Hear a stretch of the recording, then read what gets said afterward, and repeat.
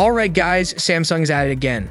The Galaxy S26 Ultra is officially growing, just a little. But it's happening. We've been hearing leaks about this slight size bump for a while, but now we actually have a visual to back it up. So the Galaxy S25 Ultra comes with a 6.86-inch screen, and the S26 Ultra is set to push that to 6.89 inches. I know what you're thinking, that's barely anything. And you're right, on paper it sounds minor. But thanks to Samsung's crazy new display tech, that tiny increase could make a noticeable difference in screen space, without turning the phone into a brick.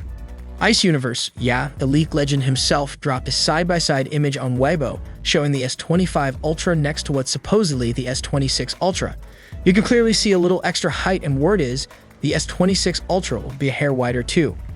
Now, the S25 Ultra measures 162.8 millimeters in height and 77.6 millimeters in width. The exact S26 Ultra dimensions are still under wraps, but this visual leak gives us a good idea. It's just a smidge bigger. But here's where Samsung's pulling some magic.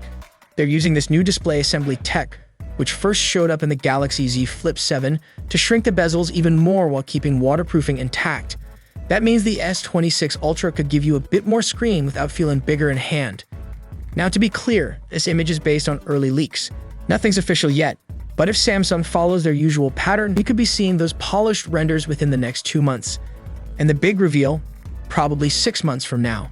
So now it's your turn. What do you think about this size increase? Is Samsung just playing it safe, or do you think they're quietly cooking up something bigger behind the scenes? Drop your thoughts down in the comments. Catch you in the next one. Take care.